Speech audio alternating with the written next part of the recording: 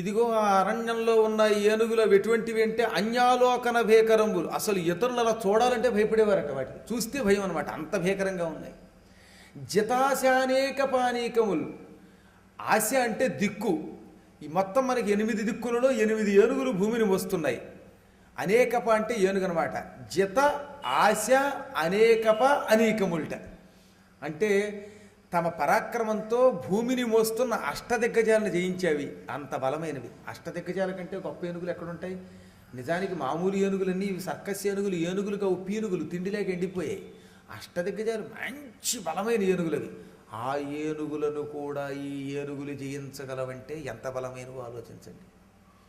అటువంటి అడవి ఏనుగులు కొన్ని మదించిన శరీరంతో బాగా నెయ్యి గియ్యి బాగా పోసుకుని పొద్దున్న ఇడ్లీలు బాగా పుచ్చుకుని బలంగా ఉన్నాయి అవి. అవి ఒకనాడు ఒక వేసవి కాలంలో దాహం వేసిందిట, గుంపులు గుంపులుగా ఉన్నాయట. అవి గుంపులు గుంపులుగా తిరిగితే వేడెక్కువైపోయి నీటి మీద కోరికతో ఎక్కడైనా మంచినీరు దొరక్కపోతుందా, చెరువు దొరక్కపోతుందా, వెళ్ళి తాగకపోతామా అని బయలుదేరాయి. అది వేసవికాలం.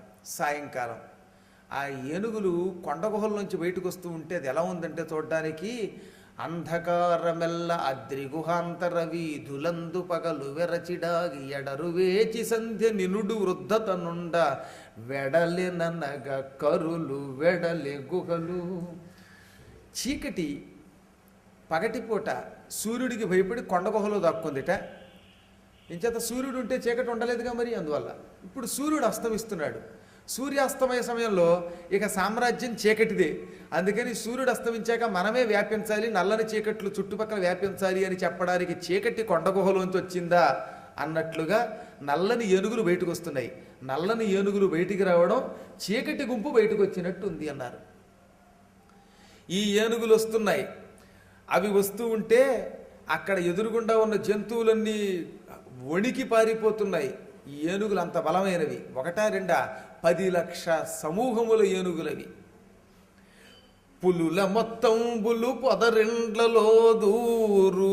ఈ ఏనుగులు వస్తూ ఉంటే పులులు వణికి పొదరిళ్లలో దాక్కుంటున్నాయట, వీటి కాలి కింద పడి పచ్చడైపోతామేమోనని. ఘోరభల్లు కముల్ గుహల్లు సొచ్చు. ఇంకా ఎలుగుబంట్లు, మామూలు ఎలుగుబంట్లు కావవి. ఎలుగుబంటి ఇలా పట్టి నొక్కిందంటే ఇక పచ్చడైపోతాడు ఎవడన్నా, అందుకే భల్లోకపు పొట్టు అంటారు. అటువంటి ఎలుగుబంట్లు ఏం చేస్తున్నాయి? కొండ గుహల్లో దాక్కుంటున్నాయిట. ఏనుగులు వస్తూ ఉంటే ఎదురుగుండా పెడితే ప్రమాదం గనక. భూదారములు నేల బొరియలలో డాగు. అడవి పందులు నేలలో కన్నాలు చేసుకుని ఆ కన్నాల్లో దాక్కుంటున్నాయిట, తవ్వేసి లోపలికి పోతున్నాయి. హరిదంతములకేగు హరిణ చెయ్యము. ఇంకా లేళ్ళు, జింకలు కకావికలై దిక్కుల చివరికి పారిపోతున్నాయి. వల్మీకములు సొచ్చు వనభుజంగంబులు. అడవులో భయంకరమైన పాములున్నాయి. ఈ పాములు పుట్టల్లో దాక్కుంటున్నాయి. నీలకంఠంబులు నింగికెగయు. నెమళ్ళు రెక్కలల్లార్చి ఆకాశంలోకి ఎగిరిపోతున్నాయిట. మడుగుల చొరబారు మహిష సంఘంబులు. అడవి దున్నపోతులు మడుగుల్లోకి వెళ్ళిపోతున్నాయి, బురద నీళ్లలోకి. గండ శైలంబుల కపులు ప్రాకు. కొండ మీదకి ఎక్కేస్తున్నాయి, రాళ్ళెక్కి పారిపోతున్నాయి కోతులు. వెర్రచి చమరీ మృగంబులు వెసరు వాళ్ళ చామరంబుల విహరణ శ్రమము వాయా. భయద పరిహేల విహరించు భద్రకరుల గాలి వారిన మాత్రాన జాలి ఉంది. ఇంతలో చమరీ మృగాలని, ఇప్పుడు వాటిని ఇంగ్లీష్లో యాక్స్ అంటారు. ఏమంటారు? వైఏఎక్స్, యాక్స్, జడల వరులు. చైనా దగ్గర అక్కడ ఉంటాయి. వాటి శరీరం మీద ఉన్న వెంట్రుకలు కత్తిరిస్తే వాటిని మనం చామరం అనే పేరుతో అమ్మవారికి వాటికి దేవతలకి విసురుతాం. ఇవన్నమాట. మానస సరోవరానికి యాత్ర పెడుతున్నాం మేము ఒక తొందరలో. అప్పుడు రండి మాతో, మీకు ఖచ్చితంగా ఆ యాక్స్ని చూపిస్తాను. చమరీ మృగాలు చూస్తాం, అక్కడ చాలా బాగుంటాయి. అలా నిక్కబొడుచుకుని ఉంటాయి, చాలా ముచ్చటగా ఉంటాయి. ఆ వెంట్రుకలు అప్పుడప్పుడు కత్తిరిస్తారన్నమాట. గొర్రెకి బొచ్చెలు అయితే కత్తిరిస్తారు అలాగా. ఆ వెంట్రుకలుతో తయారు చేసినటువంటి వ్యసనకర్ర అమ్మవారికి చాలా ఇష్టం. అది చామరం విజయామి అంటే. ఆ చమరీ మృగాలు వచ్చేయట.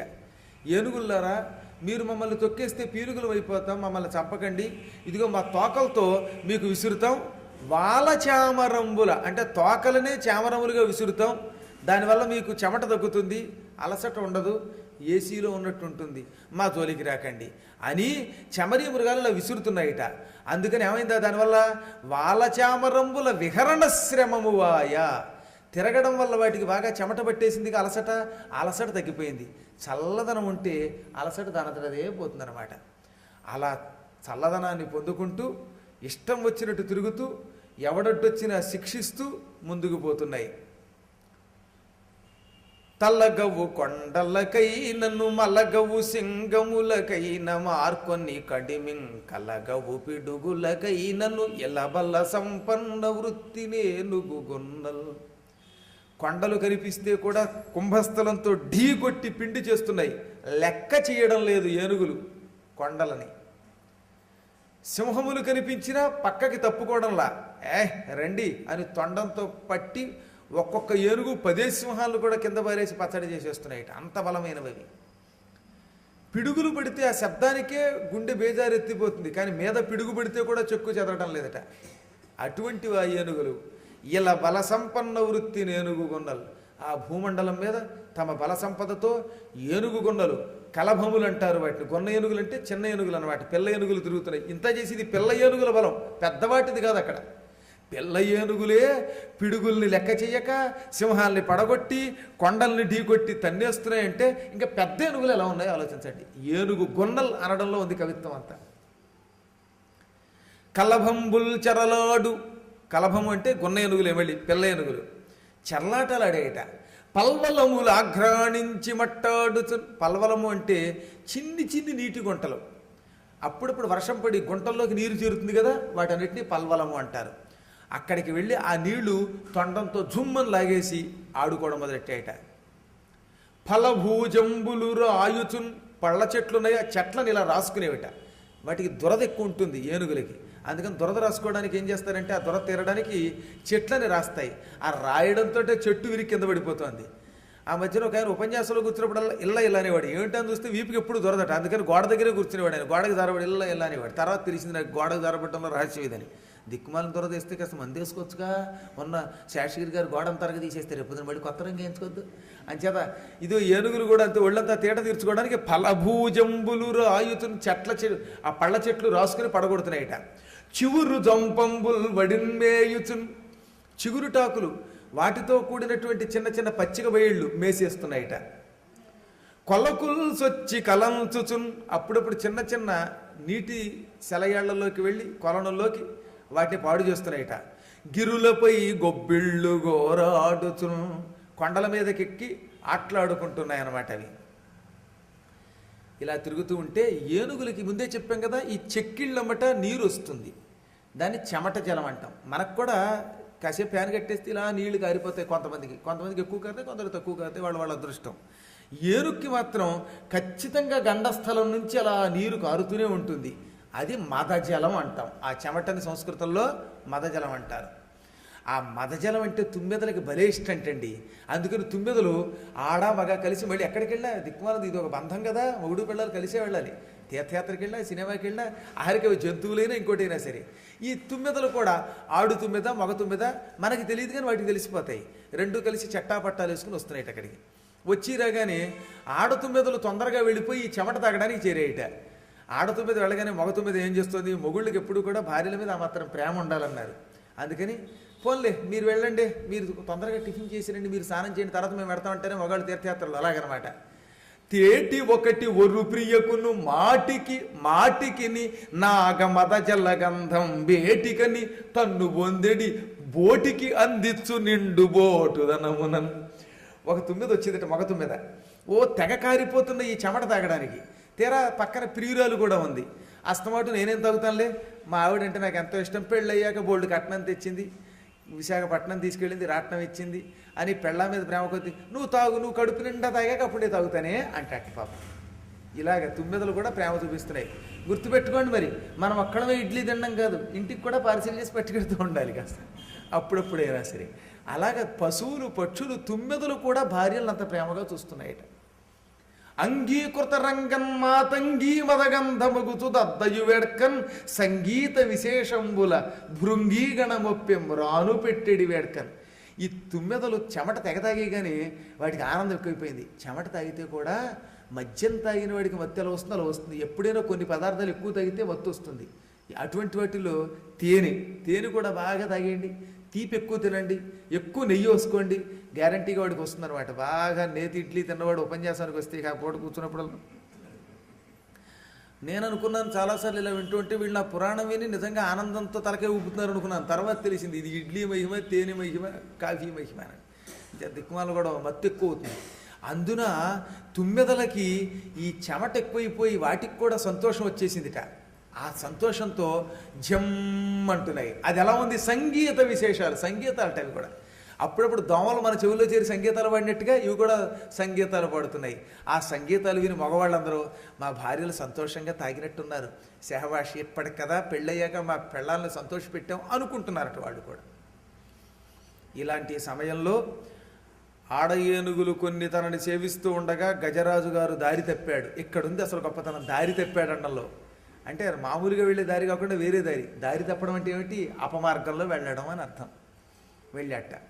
అయినా లెక్కలేదు ఆయనకి. ఇంచేతంటే ఒక్కొక్క ఏనుగు మహాబలమైనవి గనక, వాటికి గుంపులతో సంబంధం లేదు గనక, దేనికి దానికి ఆడామగానే తేడా లేకుండా పరాక్రమం కలిగినవి గనక ఈ ఆడ ఏనుగులు సేవిస్తూ ఉండగా గజరాజు దారి తప్పి వేరే చోటుకి వెళ్ళినా మిగతా ఏనుగులు పట్టులు లేకపోయినా ఆయన లెక్క చేయలే. మనోబలం కలిగిన వాడు ఆయన. అలా వెళ్ళి ఎక్కడ మంచినీళ్లు దొరుకుతాయా, దాహం అనుకుంటూ జలం మీద వ్యామోహంతో వెళ్ళాడు. అటగాంచన్ కరిణీ విభుండు నవఫుల్లాంభోజకల్హారమున్ నటదిందీవరవారమున్ కమఠమీనగ్రాహ దుర్వారమున్ వటహింతాల రసాల సుమనో వల్లీ కుటీతీరమున్ చెటులో ధూత మరాళ్ళ చక్ర బక సంచారం బుకాసారము. అలా వెళ్ళి గజరాజు ఒక విశాలమైన చెరువు చూశాడు. మామూలు చెరువు కాదది. అది ఎంత విశాలమో ఆ వర్ణనను బట్టి తెలుసుకోవచ్చు అన్నమాట. అందులో లెక్క లేకుండా ఇంత అని లెక్క పెట్టడానికి వీలు కానండి తామర పువ్వులు వికసించి ఉన్నాయి, కలువ పువ్వులున్నాయి, నటదిందీవరవారమున్ అలా కదులుతున్నాయి గాలికి నల్ల కలువ పువ్వులు. నటత్ అంటే అలా కదలడం అనమాట, చక్క నాట్యం చేస్తున్నాయిట. నల్ల కలువ పువ్వులు గాలికి కదులుతున్నాయిట. కమఠమేనగ్రాహ దుర్వారమున్ అనడం ద్వారా చెరువు ఎంత పెద్దదో తెలుస్తోంది. తావేళ్లున్నాయి, చేపలున్నాయి. ఇవి రెండూ ఉండడం కంటే మేన అనడం కంటే, కమఠం కంటే గ్రాహ దుర్వారము అనడం ద్వారా అది పెద్ద చెరువు. మొసళ్ళు ఎప్పుడూ కూడా కనీసం 100 మైళ్ళ వైశాల్యం లేకపోతే చెరువుల్లో ఎక్కువ కాలం బతకలేవు, నదుల్లో ఉన్నట్టుగా. అంచేత తావేళ్లున్నాయి, మొసళ్ళున్నాయి, అందులో ఇంకా పెద్ద పెద్ద చేపలున్నాయి, తిమింగలాలున్నాయి. వీటితో చూడడానికి కూడా భయంగా ఉందన్నారు. అది దుర్వారము అనడం ద్వారా ఇక అది వారింపశక్యం కాకుండా ఉంది. పైన మర్రి చెట్లున్నాయి, మర్రి, హింతాల తాడి చెట్లున్నాయి, రసాల తియ్యమామిడి చెట్లున్నాయి, సాల మధ్య చెట్లున్నాయి, సుమనహ వీటికి మళ్ళీ పువ్వులున్నాయిట, వల్లి ఆ చెట్లని అల్లుకున్న తీగలున్నాయి. ఇటువంటి వాటితో ద్రాక్షలతో ఉన్నది ఆ ఒడ్డంతా. అన్ని చెట్లు, ఆ చెట్లకి తీగలు, తీగలకి అల్లుకున్న పువ్వులు, ఇవన్నీ. చెటులోద్ధూత మరాళ చక్రబక సంచారంబు. ఇంతలో పెద్ద గాలి వేసిందిట. ఆ గాలికి ఆ చెరువు నిండా ఉన్న పక్షులన్నీ ఉద్ధూత ఎగరగొట్టబడ్డాయట. గాలిగానే పక్షులు పైకి టపటపా రెక్కలాడించుకుంటూ లేచిపోయాయి. ఏమేమిటా పక్షులు? మరాళ హంసలు, చక్రవాకాలు, బక కొంగలు, ఇటువంటి వాటితో సంచారంతో ఉన్న కాసారాన్ని, అంత పెద్ద నీటి చెరువుని చూశాడు గజరాజు. ఇంకా ఆనందం తట్టుకోలేకపోయాడు. ఇక్కడే ఉంది అసలు రహస్యం. ఏ జీవినైనా కట్టిపారేసేవి పంచేంద్రియాలు. ఈ ఇంద్రియాలు బలమైనవి గనకే బలవాన్ ఇంద్రియగ్రామో విద్వాంసమపి కరషతి అన్నాడు భాగవతంలోనే. ఇదే శ్లోకం యథాతథంగా భారతంలో కూడా ఉంది. ఇంద్రియములు ఎంత బలమైనవంటే ఎంతటి జ్ఞానినైనా పడగొట్టేస్తాయి. ఇంకా సామాన్యుడి సంగతి చెప్పేదేముంది. ఏమేమిటవి వరుసగా ఈ కళ్ళు ఉన్నాయి. మొట్టమొదటిది అందమైన వస్తువు చూడాలనుకుంటుంది. పెళ్లి చూపులకి వెళ్ళొచ్చాడు వాడు పగలు చూస్తే రాత్రి కల్లోకి వచ్చేంత దౌర్భాగ్యుడు ముక్కు చీవుడు చదువుకుంటాను. వాడు పెళ్లి చూపులకి వెళ్ళొచ్చి కొంచెం పెళ్లి కూతురు నల్లగా ఉందండి, వీడు ఎలా ఉన్నాడు వీడు తెలియదు. అంటే ఈ కళ్ళకున్న దిక్కుమాల లక్షణం వీడు ఎలా ఉన్న అందమే చూడాలని కోరుకుంటాయట. ప్రకృతిలో కానీ తక్కిన సృష్టిలో ఎవరినైనా సరే అది మంచిదే. ఒక స్థాయి దాటితే అది వ్యసనం అన్నారు. అది కూడా పెచ్చ అన్నమాట. అంచేత ముందు కట్టి పరేసేది ఏమిటనమాట కళ్ళు. తర్వాత ఏమిటి చెవులు. అందమైన శబ్దాలు చక్కగా పురాణం చెబుతుంటే వింటాం, కానీ ఓహో నోటికి వచ్చినట్టు భయం అని అరిచేస్తే వాడు పారిపోతాడు అక్కడి నుంచి, అంతే అనమాట.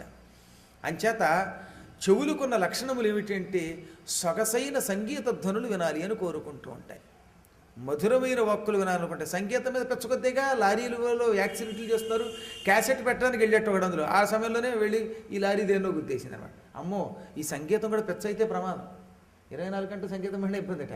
అంచేత బూరెలు తెమ్మన్నాడు, బూరెలు తెమ్మన్నాడు, కానీ సరిగమ పదని బూరెలు సారీగా బూరెలు అంటే పడితే సస్తారు ఇంట్లో వాళ్ళు. రేపు పొద్దున నెత్తి మీద కొడతారు. బూరెలు గారెలు శ్రవణము యొక్క లక్షణం అది, శ్రోత్రేంద్రియ లక్షణం అది. ఇంపైన ధ్వనులు వినాలి అనుకుంటాయి. ఇంకా మూడోది ముక్కులు సువాసన పీల్చాలనుకుంటాయట. సువాసన అంటే అంత ఇష్టమో వాటికి. చక్కని సెంటు పీల్చుకోవాలి, లేకపోతే మల్లెపూలు వాసన పీల్చాలనుకుంటాయి. కానీ దిక్కుమాలను డ్రైనేజీ వాసన మీద ఎవడన్నా కూర్చోబెట్టి పురాణం వినిపిస్తే వింటారా? వినలేరు పొరపాటును కూడా. ఇంకా చర్మం ఉంది. ఈ పురాణం ఎప్పుడవుతుందిరా బాబు, ఫ్యాన్ వేస్తే బాగుండరా బాబు అనుకుంటుంది, కానీ చల్లగా లేకపోతే వేడిగా ఉంటే భరించగలరా? హాయిగా ఏసీ పెట్టిస్తే కూలర్ పెట్టిస్తే సుఖంగా ఉండాలనిపిస్తుంది అనమాట. చల్లదనం కోరుకుంటుంది చర్మం. ఇక నాలుక రుచి కలిగిన పదార్థం తినాలనుకుంటుంది. మంచి గుంటూరు గోంగూర పచ్చడి వేసుకు తింటూ ఉంటే నెయ్యి వేసుకుని తినాలనిపిస్తూ ఉంటుంది. మంచి పప్పు తినాలనిపిస్తుంది, దప్పడం తినాలనిపిస్తుంది. అంటే కొంచెం తినే నాబోటి వాడికి కాదు, కానీ కొంచెం మహానుభావులు కోరికలు ఉన్నటువంటి వాళ్ళ కోసం చెప్పడం. అంటే అది ఏది ఏమైనప్పటికీ కూడా హాయి అయిన రుచి కలిగిన పదార్థాలు తినాలి అని నాలుగు కోరుకుంటుంది. ఇందులో ఏ ఒక్క ఇంద్రియమునకు లోబడినా మానవుడు భ్రష్టుడైపోతాడు. ఇంకా పంచేంద్రియాలు పట్టుకుంటే వాడిని ఎవడన్నా పట్టుకోగలడండి? అవి ఎక్కువైతే వ్యసనం అంటే అదన్నమాట. ఇప్పుడు ఈ ఇంద్రియములు 5 కూడా గజరాజు గారిని పట్టేసేయట. ఆ 5 ఇంద్రియాలకి లోబడే ఆయన అందులో ఇరుక్కుపోయాడు అన్నారు. తోయ జగంధంబుదోగిన చల్లని మెల్లని గాడ్పుల మేనులర కమలనాళాహార విమలవా కలహం సర్వములు చెవుల పండువులు చేయ పుల్లదిల్ దీవరాంభోరుగా మోదంబు ఘ్రాణరంధ్రంబుల గారవింప కల్లోల నిర్గత కాసార గంధంబు వదన గహ్వరముల వాడుదేర్ప త్రిజగదభినవ సౌభాగ్యదీప్తమైన విభవము ఈ క్షణములకును విందు చేయ అరిగి పంచేంద్రియ వ్యవహారములను మరచి మత్తే భయోతంబు మడుగుదొచ్చే. ఆ సరస్సులో తామర పువ్వులున్నాయి, కలువ పువ్వులున్నాయని చెప్పుకున్నాం. ఆ తామర పువ్వులలోంచి పుప్పొడి వాసన మోసుకుంటూ చల్ల గాలి ఏనుగుల శరీరానికి తగిలిందట. ఆ నీటి తుంపర్లతో కూడిన గాలి శరీరానికి తగలగానే హాయిని పొందింది చర్మం. అందులోంచి రుచి కలిగిన నీళ్లు నోట్లో పడ్డాయి. తియ్యగా ఉంది, చల్లగా ఉంది ఆ నీరు. తుంపర్లు వచ్చి నోట్లో పడ్డాయి. వెంటనే దాహం తీరింది. అమ్మా నీరు చాలా బాగుంది, చల్లగా ఉంది, రుచిగా ఉంది అని నోరు లాగేసింది వాటిని అటికేసి. అందులో ఉన్న హంసలు తామర పువ్వుల తూడులు తిని మత్తెక్కి కుహు కుహుని కూస్తున్నాయి. ఆ హంసలు, చిలుకలు, ఆ కోకిలలు, వీటి కోతలు ఉన్నాయే ఆ చప్పుళ్ళు చెవులకి సంగీతంలాగా వినపడగానే ఆ స్వరానికి ఆకర్షింపబడి చెవులు అటువైపు వెళ్ళిపోయాయిట. ఇక అందులో నుంచి వస్తున్న సువాసన కలువ పువ్వుల వాసన, తామర పువ్వుల వాసన, నల్ల కలువల వాసన, హంసల వాసన ముక్కుల్ని లాగేసింది. వాసన పసిగట్టేసాయి అనమాట ఇవి. ఎప్పుడైనా లోపల నుంచి పులిహార వాసన వస్తుంటే ఏమనిపిస్తుంది? ఇవాళ ప్రసాదం పులిహార వచ్చి అనిపిస్తుంది మనకి, ముక్కుకి ఆ వాసన లక్షణం. ఇక ఇవన్నీ ఒక ఎత్తట. లక్ష్మీదేవి 3 లోకాలు విడిచిపెట్టి ఇక్కడికి వచ్చిందా అన్నట్టుగా ఆ తామర పువ్వులతో, కలువలతో, హంసలతో, నీళ్లతో ఆ కొలనే అందంగా ఉంది, చాలా అందంగా ఉంది, బాగుందనమాట ఆ సరస్సు. ఆ సరస్సులోని దృశ్యం కంటినా కట్టింది. వెరసి ఈ పంచేంద్రియాలు మరచి తామేమో మరిచిపోయి అమాంతంగా ఏనుగులు అందులోకి దూకేసి దబ దబ దబ శబ్దములతో గజరాజు వెనకాతల ఆయన భార్యలు నీళ్లల్లో దూకేసి ఇక జలక్రీడలాడటం మొదలెట్టాయి. జలకాలాటలలో ఆడుకోవడం మొదలెట్టారు. తొండంబుల పూరించుచు గండంబుల దల్లి కొనుచు గళగళ రవముల్ మెండుకొన వలుద కడుపులు నిండన్ వేదండ కోటి నీటిల్ ద్రవెన్. తొండం నిండా నీళ్లు తీసుకోవడం, చెక్కిళ్ళ మీద చల్లుకోవడం, పైన చల్లుకోవడం, పెద్ద పెద్ద శబ్దం చేస్తూ నీటిలోంచి నీళ్లు లాగుతుంటే ఎలా ఉంటుంది? గళగళగళ శబ్దం వస్తుంది అనమాట. అలా శబ్దం చేసుకుంటూ బాణ కడుపులు అన్నారు, వలుద కడుపులట, పెద్ద పెద్ద పొట్టలు వాటికి. ఆ పొట్టలు నిండేలాగా తొండంతో నీరు నోట్లో పోసుకుని తాగేస్తున్నాయి. గేలన్ల కొద్దీ నీరు తాగేస్తున్నాయి అవి. అవి లేవుగానే ఉంటే సత్తెనపల్లిలో ఉన్న మొత్తం మున్సిపాలిటీ నీరంతా అవే తాగేసి ఒక దెబ్బకి అలా తాగి పారేస్తున్నాయిట. ఇంతలో గజరాజు గారు ఒక అద్భుతమైన చమత్కారం చేశాడు. ఇలా చెక్కిళ్ళ మీద చల్లుకోవడం, నీళ్లు తాగడమే కాకుండా తొండం నిండా నీరు తీసుకున్నట్టు ఆయన. అత్యద్భుతమైన అలంకారం ఇది. ఏం వర్ణనంటే ఆయన. యభలోకేంద్రుడు హస్తరంధ్రముల నీరెక్కించి పూరించి చండభ మార్గంబునకెత్తి నిక్కి వడి ఉడ్డాడించి పింజింప ఆరభటిల్ నేరములోన పెల్లెగసి నక్రగ్రాహ పాఠీనముల్ నభమందాడడు మీన కర్కటములల్ బట్టెన్ సురల్ మరాన్ పడల్. గజరాజు తొండం నిండా నీరు తీసుకున్నాడు. ఇందులో ఆశ్చర్యం ఏమున్నది? ఏనుగులన్నీ తొండంలోకి నీళ్లు తీసుకుంటాయి. ఏమిటండి ఇందులో వర్ణన అంటే, ఆ తొండం నిండా నీళ్లు తీసుకున్నాక అలా తొండం పైకెత్తి ఊపి ఆకాశ మార్గానికి ఎత్తట. చండభ మార్గంబునకెత్తి, చండభుడు అంటే సూర్యుడు, సూర్య మార్గం అంటే ఆకాశ మార్గం, ఆకాశ మార్గానికి అలా పైకెత్తాడనమాట తొండం. ఇలా తొండం ఎత్తి ఏం చేసేట? ఊపాడు ఒక్కసారిగా. నిక్కి వడిన్ ఉడ్డాడించి ఆ తలకాయ గట్టిగా ఊపి ఒక్కసారి మరి జాడించి ఆ నీళ్లు ఝామని పైకి విడిచిపెట్టేశాడు ఆ తొండంతో. ఆ నీళ్లు పైకి విడిచిపెడితే మహావేగంగా వెళ్ళిపోయింది నీరు. ఆకాశంలోకి ఎక్కడికో వెళ్ళిపోయేటం, ఫౌంటైన్ చిమ్మినట్టుగా. ఈయన తొండంలోకి నీళ్లు తీసుకున్నప్పుడు నీళ్లతో పాటు చేపలు, సరస్సులో చేపలు ఉంటాయి, అవి, పీతలు, మొసళ్ళు, తాబేళ్ళు, ఇవన్నీ కూడా తొండంలోకి వెళ్ళిపోయాయి. ఇన్ని జంతువులు తొండంలోకి వెళ్ళాయంటే ఆ తొండం ఎంత ఉందో ఒకసారి మనం ఊహించాలి. అవన్నీ ఈ నీళ్లు విడిచిపెట్టగానే నీళ్లతో పాటు ఆకాశంలోకి వెళ్ళిపోయాయిట. అది ఆశ్చర్యం. ఆ పైన ఆకాశంలో 12 రాసులు ఉన్నాయి. జ్యోతిష్ శాస్త్రంలో ఏమేమి రాసులు ఉన్నాయి? జ్యోతిష్ చక్రంలో మకర రాశి, మీనరాశి, కర్కాటక రాశి వంటి రాసులు ఉన్నాయి. చేపలన్నీ ఆకాశంలోకి వెళ్ళిపోయి అలా వెళ్ళిపోయి పైన మీనరాశి కనబడిందిట. మీనము అంటే ఏమిటి? చేప కదా. ఈ చేపలు వెళ్ళి మీనరాశిని పట్టుకున్నాయిట. ఓహో మన రాశిరా అని. మొసళ్ళు వెళ్ళి మకర రాశిని పట్టుకున్నాయిట. మకరం అంటే అది కనుక. కర్కాటకం అంటే ఎండ్రకాయలు, పీతలు వెళ్ళి కర్కాటక రాశిని పట్టుకున్నాయిట. Caste feeling అప్పటిది. అంటే మన రాశిని మనమే పట్టుకోవాలని మొసళ్ళు మొసలి రాశిని, చేపలు మీనరాశిని, పీతలు వెళ్ళి కర్కాటక రాశిని పట్టుకున్నాయిట. ఎంత బలంగా విసిరాడో చూడండి వాడు. దాన్ని బట్టి సురల్ మ్రాన్పడం, దేవతలు తెల్లబోయారు, ఆశ్చర్యపోయారు. అక్కడ అది గొప్ప కొసమెరుపు. ఈ రాసుల్ని పట్టుకుంటూ ఉంటే సురల్ మ్రాన్పడం, దేవతలు చూసి ఓ నాయనో గజరాజా, ఎక్కడి భూలోకం, ఇన్ని జంతువుల్ని నీళ్లతో పాటు పైకి విసిరి పైన జ్యోతిష్ చక్రంలో ఉండే రాసులు పట్టుకుని ఇలా చేశావు, మా టోపీలు తీసేస్తాం, అదనమాట హెడ్స్ ఆఫ్ అనమాట అన్నారట వాళ్ళు కూడా. ఇంతలో ఏం చేశాడు ఈయన? గజరాజు గారు ఒక చోట నిలబడ్డాడు. ఆడ ఏనుగులన్నీ చుట్టూ చేరిపోయి 100 కొద్ది భార్యలు వాడికి. రెస్ట్రిక్షన్స్ లేవు పశువులు కనుక హాయిగా. ఇక్కడైతే కలియుగంలో అయితే రెండో పెళ్లి రహస్యంగా చేసుకున్నట్టు తెలిస్తే వాడికి వెంటనే విడాక్స్ లేదా జైలు శిక్ష.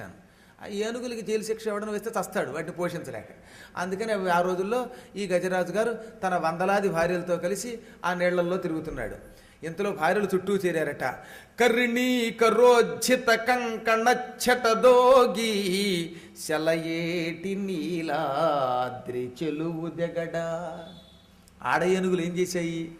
తొండంతో నీళ్లు పట్టుకొచ్చి నీళ్లు తెల్లాయట భర్త మీద. కణము అంటే నీటి కణము అని అర్థం అన్నట్టు. కంకణం అంటే అదే అర్థం. వెనకటికి ఒక ఆయన వచ్చి నాకు కంకణం వేయించండి అన్నట్టు శాస్త్రి గారి ఇంటికి వచ్చి. అలాగే నీ కంకణాలు ఎందుకేమో బోల్డ్ కంకణాలను పట్టుకొచ్చి కాసి నీళ్లు చేతిలో పోసాడు ఆయన. కంకణం అంటే ఈయనేమనుకున్నాడు చేతికి బంగారం కంకణం. కానీ కంకణం అంటే రెండో అర్థం. కమ్ అంటే నీరు, కణము అంటే బిందువు, కణము అంటే వాటర్ డ్రాప్స్ అనమాట. అంతే తొందరపడి కంకణం వేయిస్తానంటే మనం సంకలు కొట్టుకోకూడదు. ఏ కంకణం అని అడగాలి ముందే. అయ్యా శాస్త్రి గారు అది రహస్యం. ఇంత ఇక్కడ చెప్పొచ్చేదంటే కరుణీకరోజ్జిత కంకణచ్చట దోగి అంటే అది ఆడ ఏనుగు తొండముతో నీళ్లు విడిచిపెట్టింది. ఆ కంకణములు అంటే నీటి బిందువులు ఆయన మీద పడ్డాయి. ఏనుగు నల్లగా ఉంటుంది కదా, ఆ నల్లని ఏనుగు మీద నీటి బిందువులు పడి వర్షాకాలంలో డ్రాప్స్ పడినట్టుగా ఆ నీళ్లు ఇలా కిందకు పడుతున్నాయి. అది ఎలా ఉంది అంటే శలయేటి నీలాద్రి చెలువు దెగడు. నల్లని కొండ ఒకటి ఉన్నది మనకి. ఆ కొండని కాటుక కొండ అంటాం. అంజన పర్వతం అది సంస్కృతంలో. అంజన పర్వతం నల్లగా ఉంటుంది.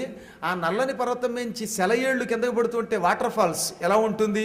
ఈయన అలా ఉన్నట్ట. ఈ నల్లని ఏనుగేమో కొండ, ఆ కొండ మీద ఆడ ఏనుగులు పోసిన నీళ్లు కిందకి కారుతున్నాయి. ఆ కారుతున్న నీళ్ళేమో జలప్రవాహం అన్నమాట, సెలయేరు. ఇంతలోనే ఏం చేసింది? మరో ఆడ ఏనుగు వచ్చింది. హస్తిని హస్త విన్యస్త పద్మంబుల వేయి కన్నుల వాని వెర్రవు చూపు. మరో ఆడ ఏనుగులు తామర పువ్వులు పట్టుకొచ్చాయట. తామర పువ్వులు ఆయన మీద పెట్టాయట. 1000 తామర పువ్వులు పెట్టాయట. ఒక్కొక్క తామర పువ్వు ఒక్కొక్క కన్నులాగా ఉంది. ఈయన ఎలా ఉన్నాడు ఇప్పుడు? 1000 కళ్ళు కలిగిన ఇంద్రుడిలా, సహస్రాక్షుడిలా ఉన్నాడు. ఎంత అద్భుతమైన వర్ణన! అసలు ఏం ఊహ చేస్తారా మహానుభావులు? చూసే దృశ్యాన్ని మనము చూస్తాం. సూర్యుడు ఉదయించాడు, అస్తమించాడు.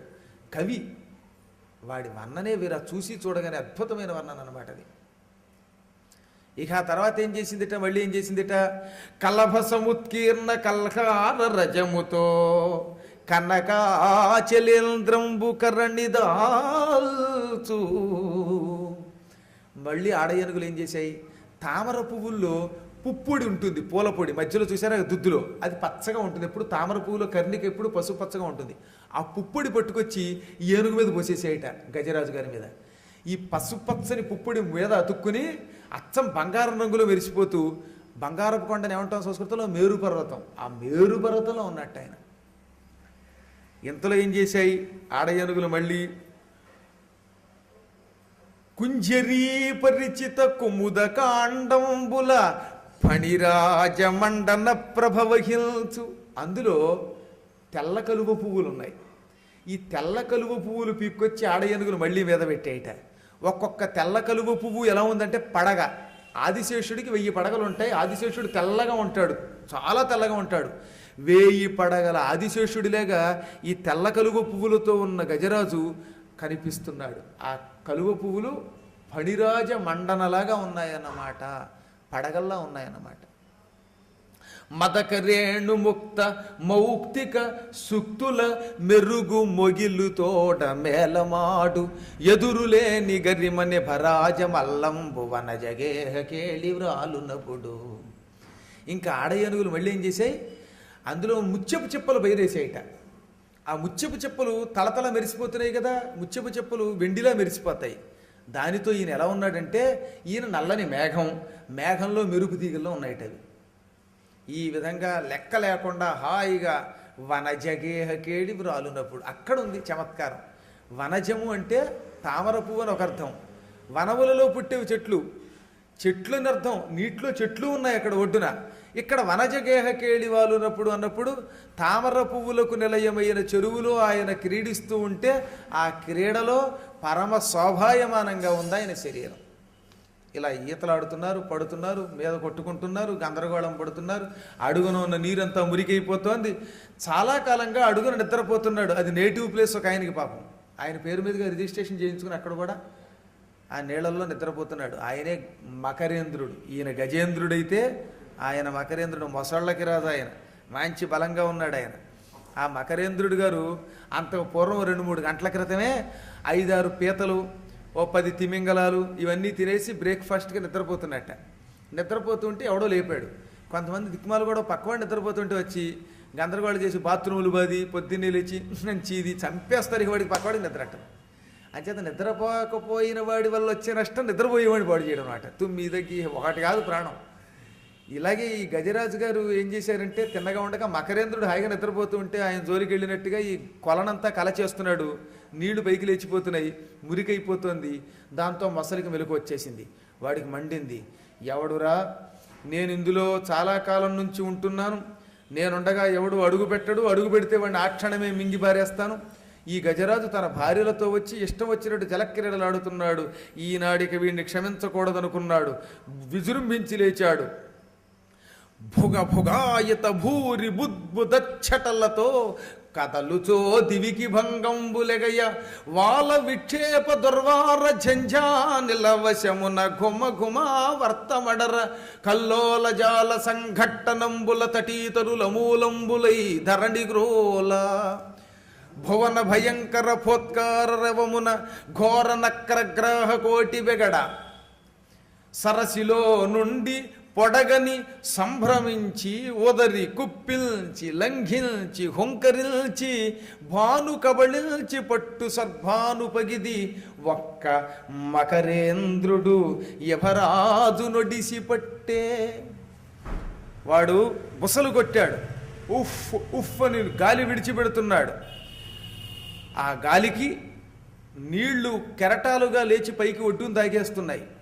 వాడు అరుస్తున్న అరుపులకి, ఆ మొసలి అరుస్తున్న అరుపులకి, ఉమ్మని అరుస్తూ ఉంటే అరుపులకి నీళ్లల్లో ఉన్న చేపలు, పీతలు, తక్కిన మొసళ్ళు వణికి పారిపోతున్నాయి. తోకతో దబ్బ దబ్బ దబ్బ కొట్టేస్తున్నాడు నీళ్ళ మీద, తెడ్డేసి కొట్టినట్టుగా. ఆ దెబ్బకి పెద్ద పెద్ద కెరటాలు ఎగిరి ఒడ్డును తగిలి ఒడ్డు మీద ఉన్న చెట్లు పడిపోతున్నాయి. దాన్ని బట్టి ఎంత కెరటాలు వచ్చాయో చూడండి. ఈ సునామీలు సరిపోవన్నమాట. ఎగిరాడు, దూకాడు, హుంకరించాడు, లంఘించాడు, ఈత కొట్టాడు. అమాంతంగా ముందుకొచ్చి ముందుకాడు పట్టేశాడు గజరాజు గారిని. ఎలా పట్టాడు వాడు అంటే భాను కబళించి పట్టు స్వర్భానుపగిది. సూర్యుణ్ణి మింగే రాహువు వలె. స్వర్భానుడు అంటే రాహువు. పర్వకాలములో అంటే గ్రహణకాలంలో సూర్యుణ్ణి, చంద్రుణ్ణి రాహువు పట్టుకుంటాడు. అది కొంత సమయం పోయాక వెంటనే విముక్తి తప్పదు.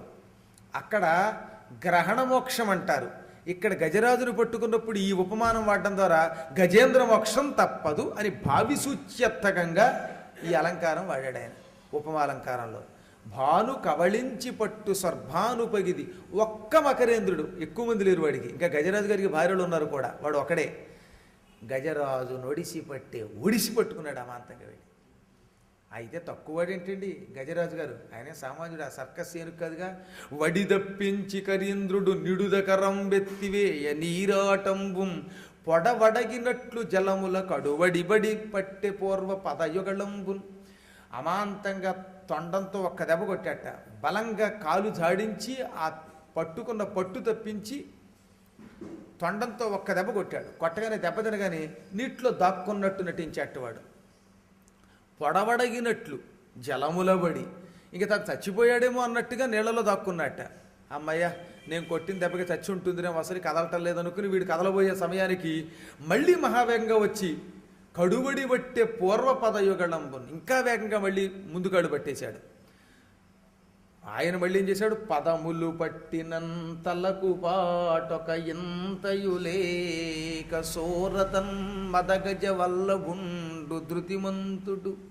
ధైర్యవంతుడు వాడు. అక్కడుంది వాడి గొప్పతన విశేషణం. ధృతిమంతుడు. కాళ్ళు పట్టుకుంటే ఏమాత్రం కంగారు పడలేదు, లెక్క చెయ్యలేదు. అమాంతంగా ఈ దంతములతో ఒక్క కుళ పొడిచేట, మీద పొడిచేట. అంత పొడిస్తే ఇంకో జంతువు అయితే పచ్చడైపోవాలి. కానీ దానికి పైన చిప్పలు ఉంటాయి, పులుసులు ఉంటాయే, ఇంతంత. అది కొంచెం దెబ్బ తగిలి రక్తం ఎంత పిసరు వచ్చింది అంతే. అంత బలం ఉన్నది ఆ మొసలికి. అది మళ్ళీ కింద పారేసింది. వెనక్కి వచ్చి తోకబుచ్చుకు ఈడ్చింది. కింద పడినట్టు దాక్కుంటుంది, ముందు కళ్ళు పడుతుంది. మళ్ళీ అది కొట్టే సమయానికి దాక్కుంటుంది, వెనక నుంచి తోక పట్టుకుంటుంది, హుమ్మని మీదకి దూకుతుంది సింహంలాగా, మళ్ళీ దాక్కుంటుంది. ఇలా నీళ్లలో కనబడకుండా వెనక్కి లాగి ముందుకు లాగి ఘోర యుద్ధం చేసేయి. కర్రి దిగుచ్చు మకరి దర్రికిని కరి దర్రికిని మకరి దిగుచ్చు కర్రకర్రి బెర్రయ్యన్ కరికి మకరి మకరికి కరి భరమనుచును అతల్ల కొతల భటులు అరుదుపడన్. ఒక్కసారి ఏనుగు నది లాగుతుంది, ఏనుగుని మొసలి లాగ్గానే మొసలిని అది తన్ని లాగుతోంది. ఆ రెండు మళ్ళీ కింద పడిపోతున్నాయి. ఈ రెండు ఏం చేసే కర్రకర్రి బెర్రయ్యన్ విజృంభణ, ఒక భయంకరమైన ఘట్టం చూపించేసే అక్కడ యుద్ధంలో. ఏనుగుకి మొసలి సరిపోతుంది, మొసలికి ఏనుగు సరిపోతుందిరా అన్నట్టుగా ఆ రెండు యుద్ధం చేస్తూ ఉంటే ఈ భూమి కింద ఉన్న అతల కొతల వితల తలాతల రసాతల పాతాళ లోకాల్లో ఉండే భటులు అదిరిపోతూ ఉండగా యుద్ధం చేస్తున్నాయి ఈ రెండు కూడా. ఏం యుద్ధం చేసాయో వర్ణించారు.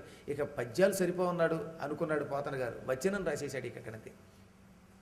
ఇట్లు కరిమకరంబులు రెండు నుండొండ సముద్దండంబులై తలపడి నిఖిల లోకాలోకన భేకరంబులై అన్యోన్య విజయశ్రీ వశీకరంబులై సంక్షోభిత కమలాకరంబునై హరిహరియును గిరిగిరియును తాకి పిరుతివియక పెనంగు తెరంగున నీరాటంబైన పోరాటంబునంబొట్టుచు వెలికిలోనికిందిరుగుచు కలంకు కలంకుం బొంద కడువడి నిట్టట్టుబడి తడబడి బుడబుడానుకారంబులై బుగులు బుగుళ్లను చప్పుళ్లతో జలంబులొప్పరంబెగయ చప్పరించుచు తప్పక వదనగఫరంబుల నప్పళించుచు నిశిత నితాంత దొర దంత దంత కల్పాంత కాల కీలి కరగదాగాత ప్రభూతంబులైన సంఘాతంబుల నాచుగుల్ల లొప్పతిల్ల సిడ్డంబుల నడ్డంబులుగా నొడ్డుచు వాళ్ళ మాసగొనక గెలుపు రెట్టిదంబులై విజృంభింప అహోరాత్రంబులుంబోలే క్రమక్రమ కాల కలహ నిర్గత నిద్రాహారంబులై అవక్ర పరాక్రమ ఘోరంబులై సలీల గండక మండు కాది సలీల ప్రాణంబులు క్షీణంబులుగా రెట్టింపులై విజృంభింప అహోరాత్రంబులుంబోలే క్రమక్రమంబుగా పోరుచున్న సమయంబున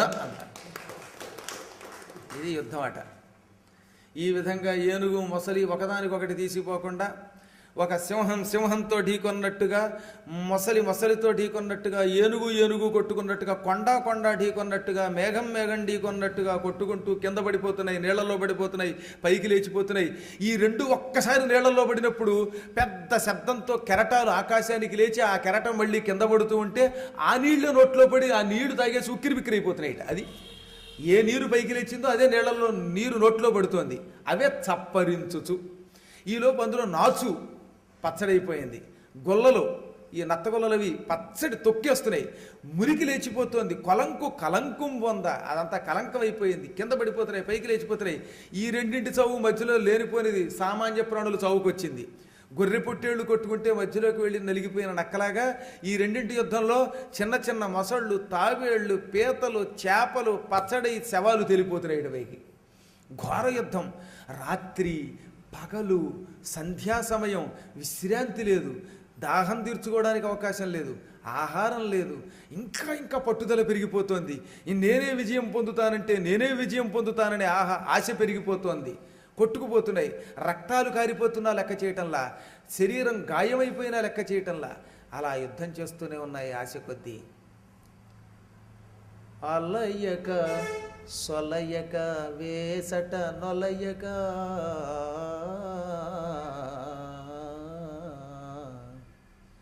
కరిమకరితోడ ఉద్దండత రాత్రులు సంధ్యలు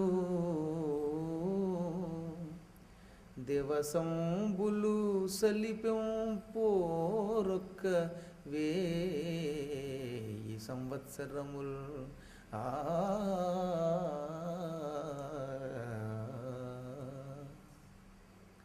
అలిసిపోలేదు బాబోయ్, ఎందుకురా అనుకోలేదు, విసిగిపోలేదు. ఎన్ని దెబ్బలు తగ్గుతున్నా, శరీరం గాయాలమయమైన రక్తం కారిపోతున్నా లెక్క చెయ్యలేదు.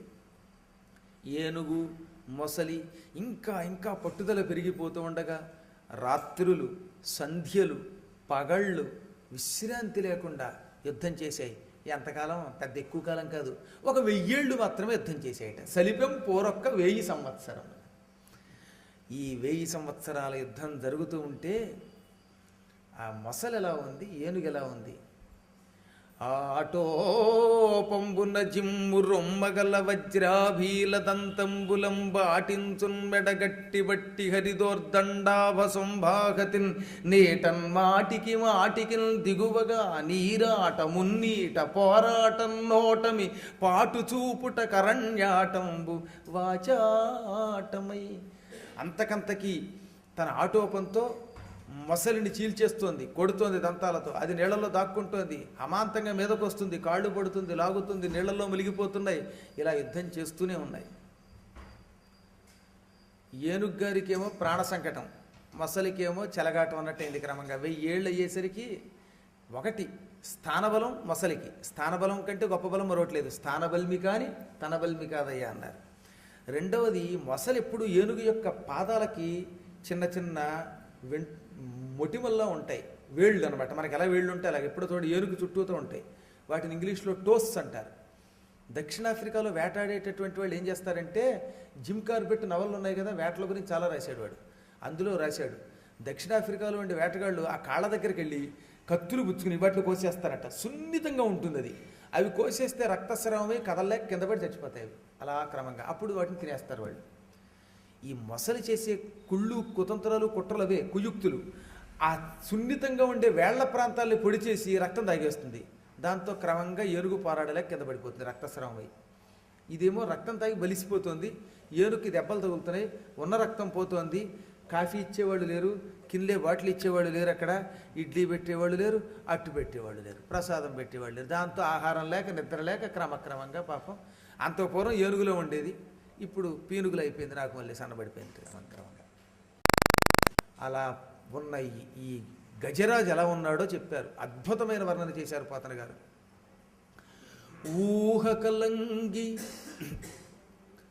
ఊహకలంగి జీవన పుటోలమునం బడిపారుచు మహామోహలతా నిబద్ధ పదముల్ విడిపించుకొనంగలేక సందేహము పొందు దేహి క్రియ దేనదశన్ గజముండే భీషణగ్రాహ దురంత దంత పరిఘట్టిత పాదఖురాగ్రశల్యమై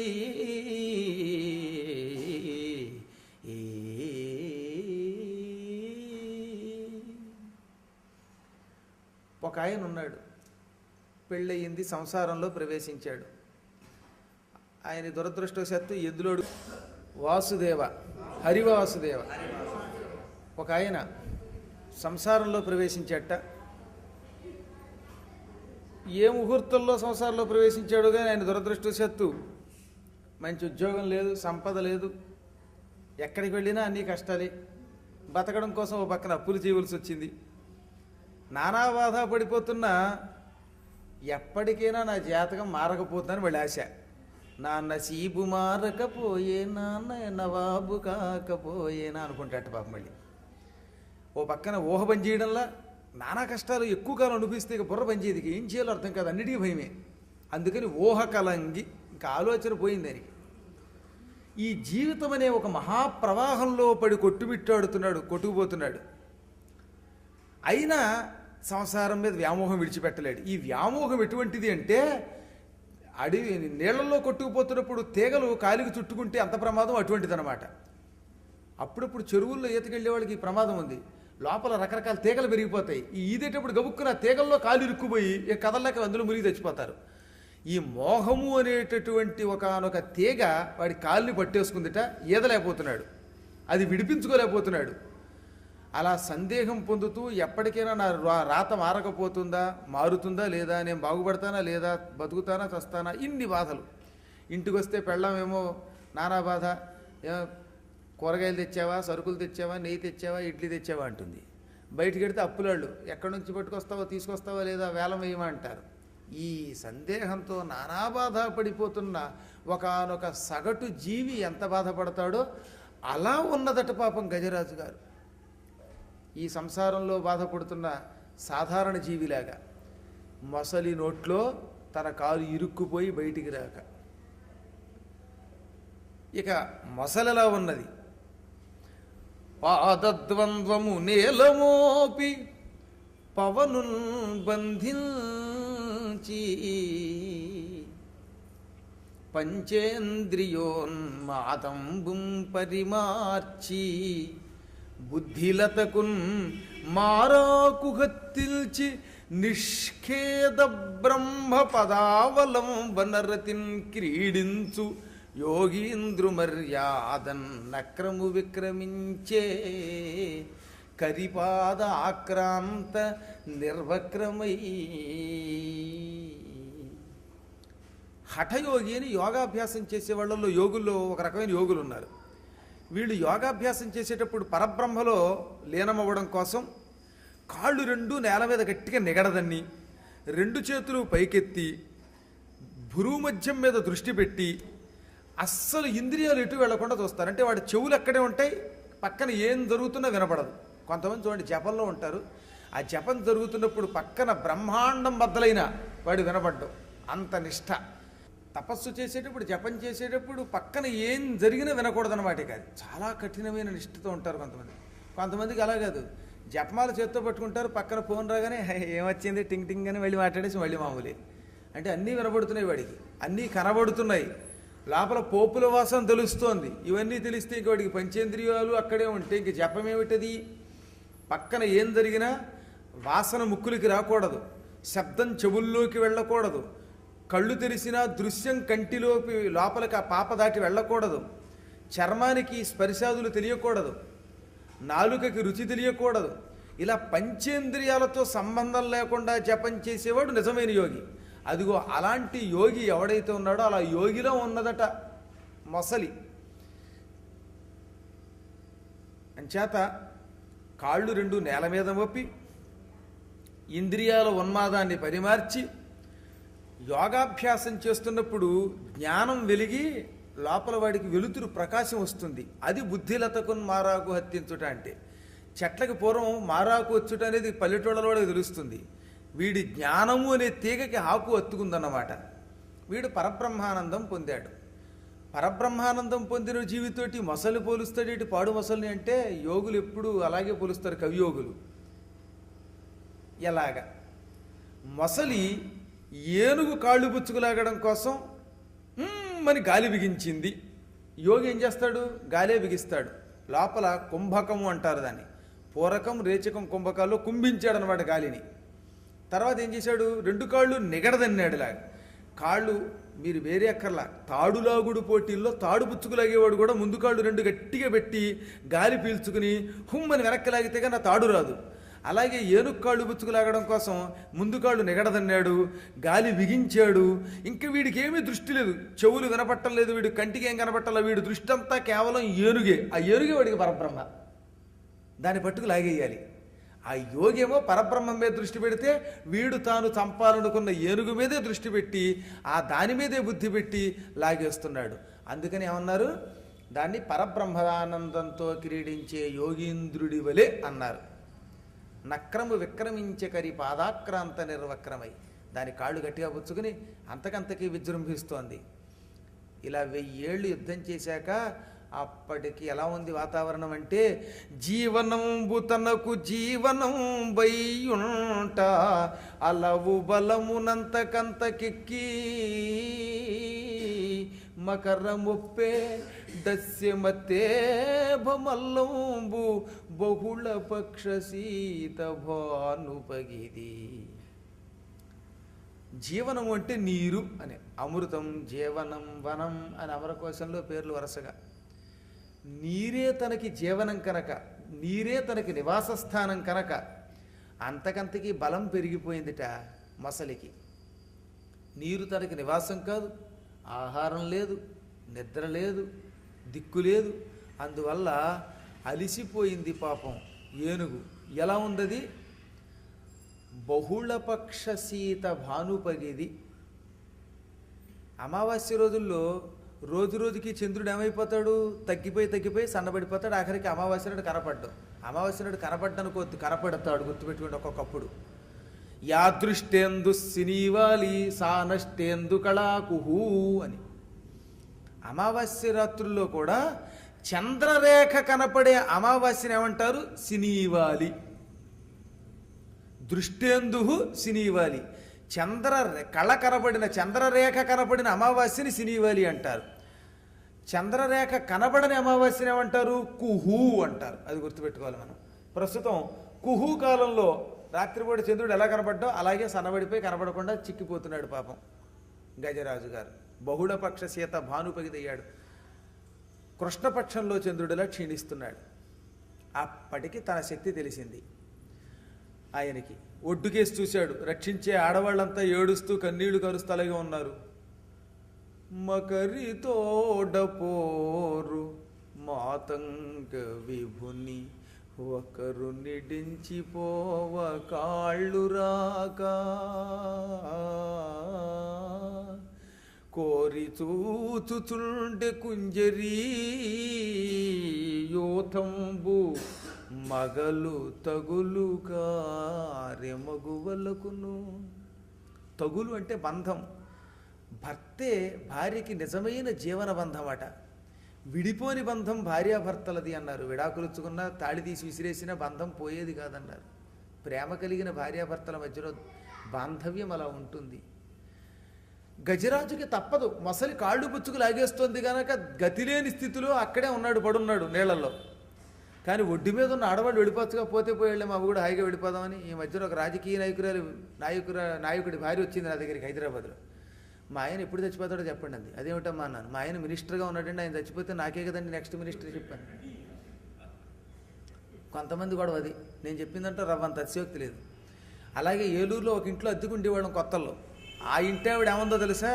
మా ఆయన పోయాక ఎంత సుఖంగా ఉందోనండి బాబోయ్. దిక్కుమాలాడు బతుకున్న రోజుల్లో, ఉద్యోగం చేస్తున్న రోజుల్లో ₹1 సినిమాకి ఇచ్చాడండి, చచ్చాడు దరిద్రుడు. వాడు చచ్చిపోగానే మా ఇంట్లో ఒకళ్ళకి ఉద్యోగం ఇచ్చారు, పింఛన్ ఇస్తారు, నాకు బోల్డు డబ్బు వచ్చింది, ఇల్లు కట్టుకుని రోజు సినిమాలు షికారులు నా ఇష్టోదడు తిరుగుతాను. దిక్కుమాలాడు పోయాడు. కృతజ్ఞత ఏమిటంటే పింఛన్ ఇచ్చిపోయాడు, వాడు డబ్బు ఇచ్చిపోయాడు కనుక పటం పెట్టి మాత్రం దండేశారు. అది గౌరవం.